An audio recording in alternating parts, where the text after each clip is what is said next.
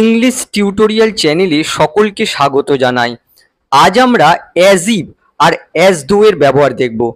প্রথমেই বলে রাখি, অ্যাজ ইফ আর অ্যাজ দো এদের মধ্যে কোনো পার্থক্য নেই। এরা দুজনই কনজাংশনের ভূমিকা পালন করে।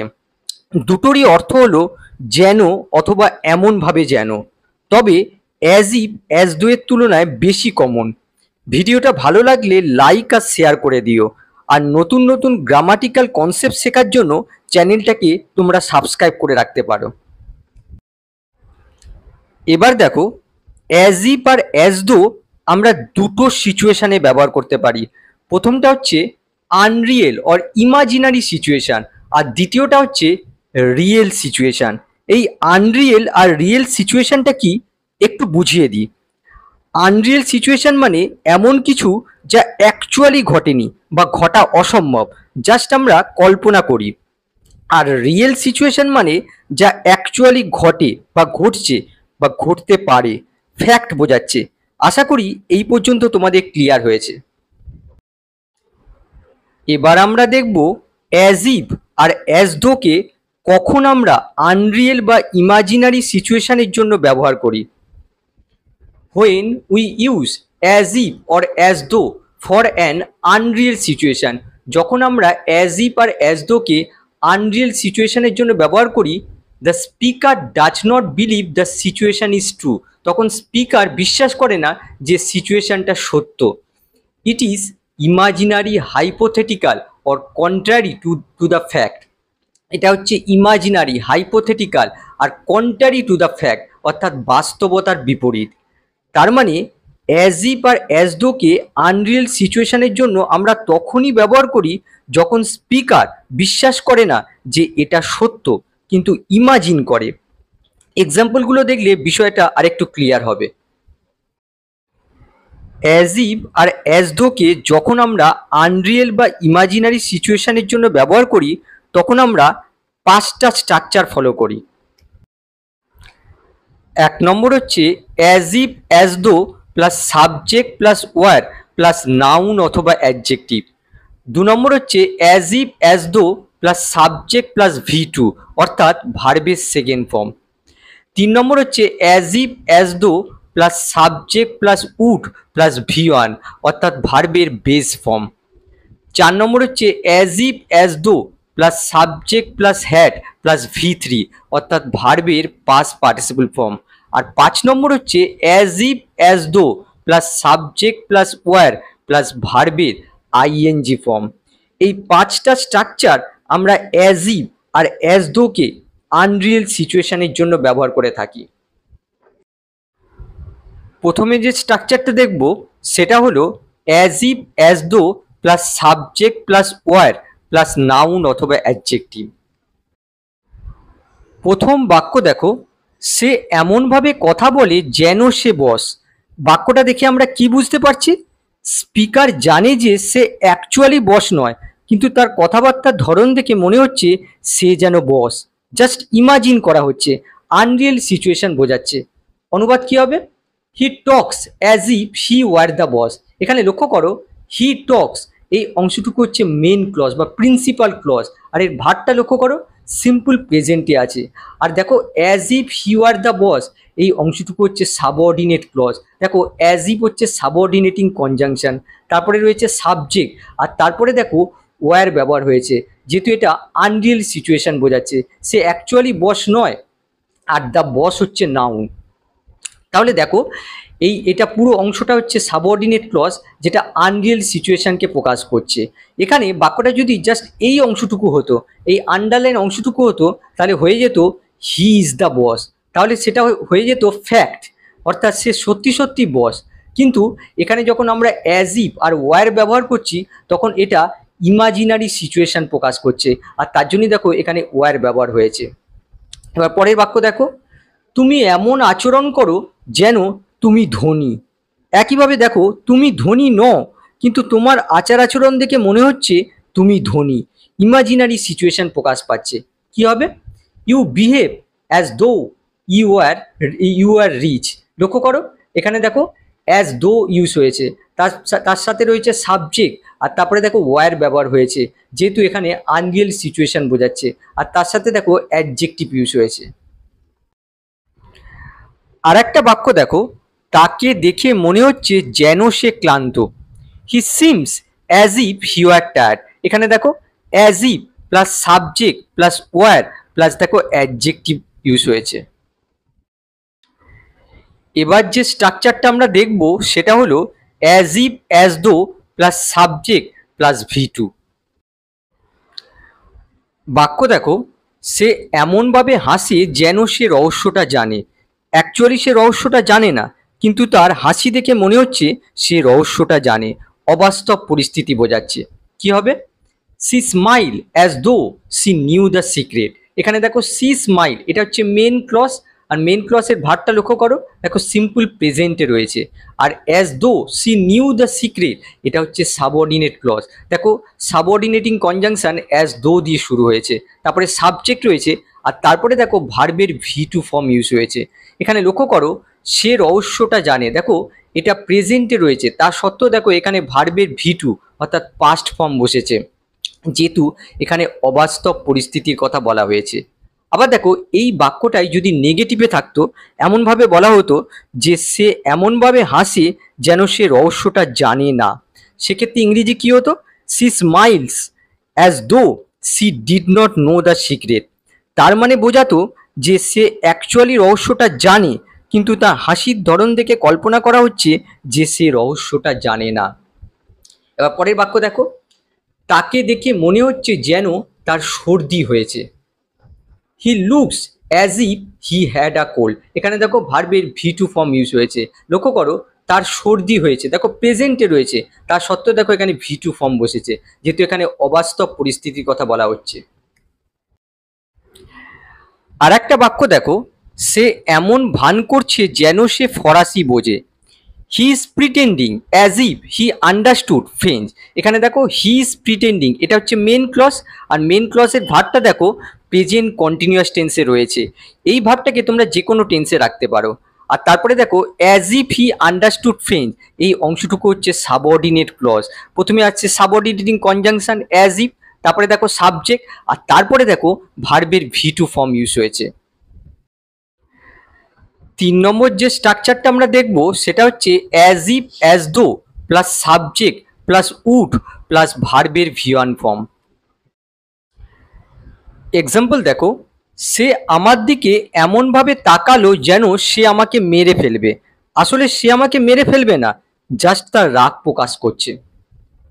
হি looked at me as if he would kill me.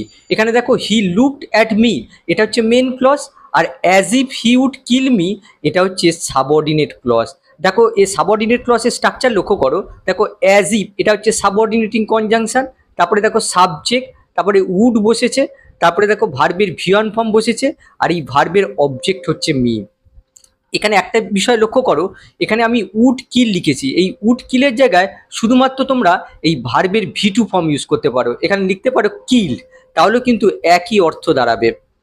এবার পরের বাক্য দেখো, তুমি এমনভাবে আচরণ করো যেন তুমি চিরকাল বাঁচবে। এখানে দেখো অবাস্তব পরিস্থিতির কথা বলা হচ্ছে, কারণ মানুষ চিরকাল বাঁচে না। অনুবাদ কি হবে? You act as if you would live forever. এখানে লক্ষ্য করো এই as if you would live forever, এই অংশটুকু হচ্ছে সাবঅর্ডিনেট ক্লজ। দেখো প্রথমে রয়েছে অ্যাজ ইফ, তারপরে সাবজেক্ট, তারপরে উড, তারপরে দেখো ভার্বের V1 ফর্ম। এই উড লিভের জায়গায় তোমরা লিখতে পারো লিভড।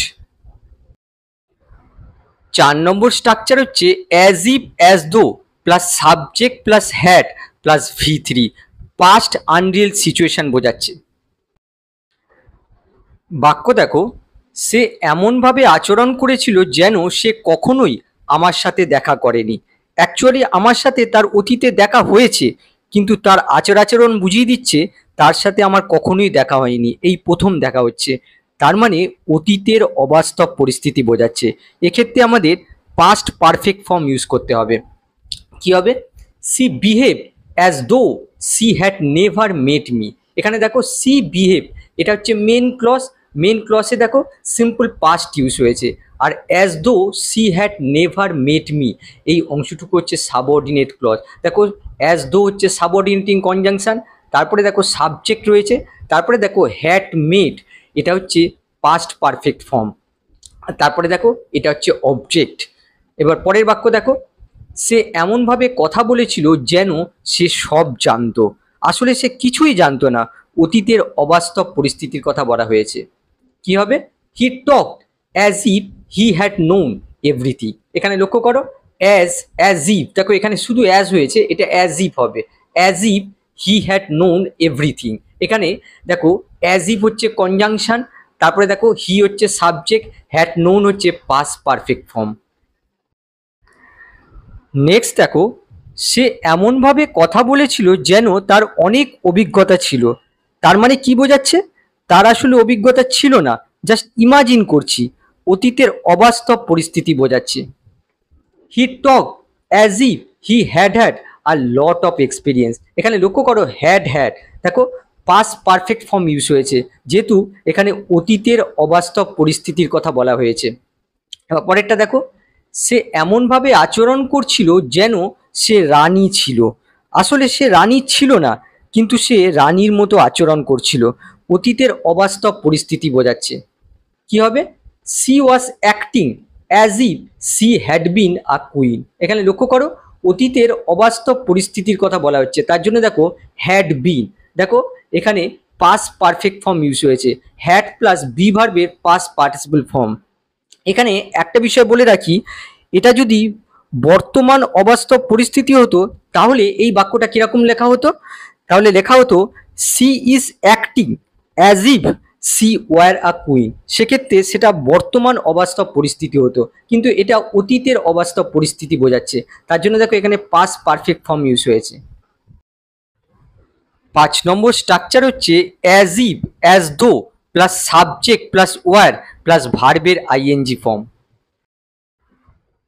বাক্য দেখো, সে এমনভাবে চিৎকার করছে যেন সে কাঁদছে, আসলে স্পিকার জানে সে অ্যাকচুয়ালি কাঁদছে না, তার চিৎকারটা শুনে মনে হচ্ছে যেন সে কাঁদছে, বর্তমান অবাস্তব পরিস্থিতির কথা বলা হচ্ছে। আর লক্ষ্য করো যেন সে কাঁদছে, দেখো কন্টিনিউয়াস স্টেটে রয়েছে, অবাস্তব পরিস্থিতি বোঝাচ্ছে।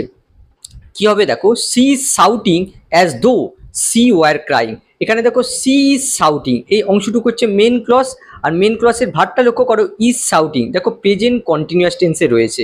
আর দেখো as though she were crying, এই অংশটুকু হচ্ছে সাবঅর্ডিনেট ক্লজ, আর সাবঅর্ডিনেট ক্লজের ভার্বটা লক্ষ্য করো ওয়ার ক্রাইং।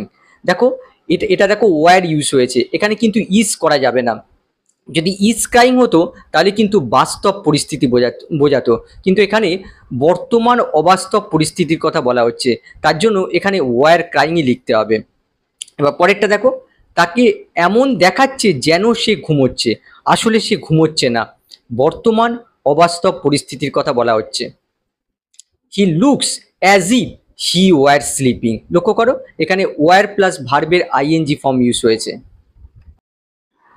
আর একটা এই ধরনের বাক্য দেখো, আমার মনে হচ্ছে আমি যেন স্বপ্ন দেখছি, I feel as though I were dreaming. লক্ষ্য করো বর্তমান অবাস্তব পরিস্থিতির কথা বলা হচ্ছে, তার জন্য দেখো ওয়ার প্লাস ভার্বের আইএনজি ফর্ম ইউজ হয়েছে।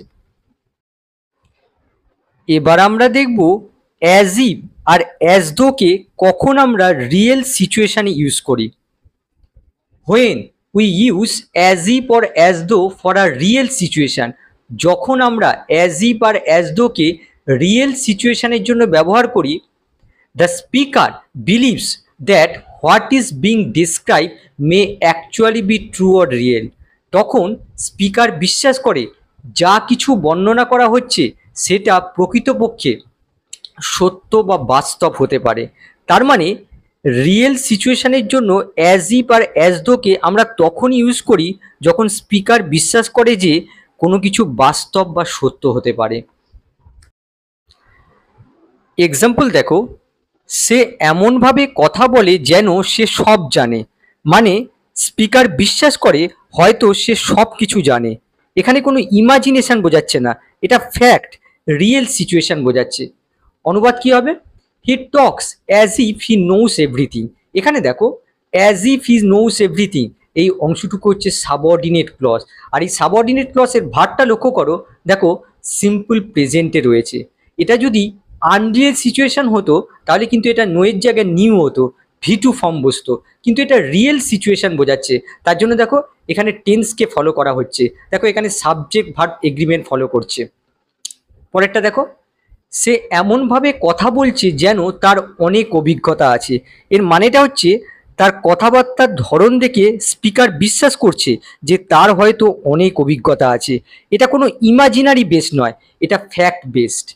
তাহলে দেখো, she is talking as if she has a lot of experience. দেখো এটা হচ্ছে রিয়েল সিচুয়েশান। কি করে বুঝতে পারছি? দেখো হ্যাজ ব্যবহার করা হয়েছে। যদি এটা আনরিয়েল সিচুয়েশান হতো তাহলে এখানে ভি2 ফর্ম হ্যাড বসতো, কিন্তু এটা হচ্ছে রিয়েল সিচুয়েশান। 3 নম্বর দেখো, তাকে এমন দেখাচ্ছে যেন সে ক্লান্ত, সম্ভবত সত্যি ক্লান্ত, রিয়েল পসিবিলিটি বোঝাচ্ছে। He looks as if he is tired. দেখো এখানে বলা হয়েছে হি ইজ টায়ার্ড। যদি এটা আনরিয়েল সিচুয়েশান হতো তাহলে এখানে হয়ে যেত হি ওয়ার টায়ার্ড, কিন্তু এটা রিয়েল সিচুয়েশান, তার জন্য দেখো এখানে টেন্সকে ফলো করা হচ্ছে। পরেরটা দেখো, মনে হচ্ছে যেন বৃষ্টি হবে। এখানে সিচুয়েশানটা কেমন হচ্ছে? আকাশে ঘন কালো মেঘ দেখে স্পিকারের বিশ্বাস সম্ভবত সত্যি বৃষ্টি হবে, রিয়েল পসিবিলিটি বোঝাচ্ছে। কি হবে? It seems as if it is going to rain. লক্ষ্য করো, ইট ইজ, এখানে ইট ইজ ব্যবহার হয়েছে। এটা যদি আনরিয়েল সিচুয়েশান হতো তাহলে এখানে কি হতো? It were going to rain, কিন্তু এটা হচ্ছে রিয়েল সিচুয়েশান, তার জন্য দেখো ইটের পরে ইজ বসেছে। 5 নম্বর দেখো, তাকে এমন দেখাচ্ছিল যেন সে চতুর ছিল, হয়তো সত্যি সে চতুর ছিল, রিয়েল পসিবিলিটি শো করছে। He looked as if he was clever. এখানে দেখো হি ওয়াজ ক্লেভার, দেখো এটা রিয়েল সিচুয়েশান বোঝাচ্ছে। এখানে যদি এটা আনরিয়েল সিচুয়েশান হতো তাহলে কি হতো? হি ওয়ার ক্লেভার। 6 নম্বর দেখো, তারা এমন আচরণ করছে যেন তারা খুশি, they are acting as if they are happy. এখানে এই ভার্বটা দেখে বুঝতে পারছো যে এটা রিয়েল সিচুয়েশানের কথা বলা হচ্ছে। যদি এটা আনরিয়েল সিচুয়েশান হতো তাহলে এখানে আর এর জায়গায় ওয়ার ব্যবহার করা হতো। এখানে কি বোঝাচ্ছে? এখানে বোঝাচ্ছে সম্ভবত সত্যি তারা খুশি। যদি এমন হতো যে স্পিকার শিওরলি জানতো তারা খুশি নয় অথচ খুশি দেখাচ্ছে, তাহলে সেটা আনরিয়েল সিচুয়েশান হতো, কিন্তু এটা রিয়েল পসিবিলিটি বোঝাচ্ছে। তার জন্য দেখো এখানে দের পরে আর ব্যবহার হয়েছে। 7 নম্বর দেখো, তাকে এমন দেখাচ্ছে যেন সে ঘুমাচ্ছে। এখানে স্পিকার যদি বলতে চায় যে সম্ভবত সত্যি সে ঘুমাচ্ছে, তাহলে আমাদের রিয়েল টেন্স ব্যবহার করতে হবে। সেক্ষেত্রে কি হবে? He looks as if he is sleeping. এখানে লক্ষ্য করো, হি ইজ স্লিপিং, এখানে রিয়েল সিচুয়েশান বোঝাচ্ছে। এখানে যদি আমরা আনরিয়েল সিচুয়েশান ব্যবহার করতাম তাহলে এখানে হয়ে যেত হি ওয়ার স্লিপিং। আশা করছি অ্যাজ ইফ আর অ্যাজ দো এর কনসেপ্টটা তোমাদের ক্লিয়ার হয়েছে। আবার নেক্সট ক্লাসে দেখা হবে। বাই।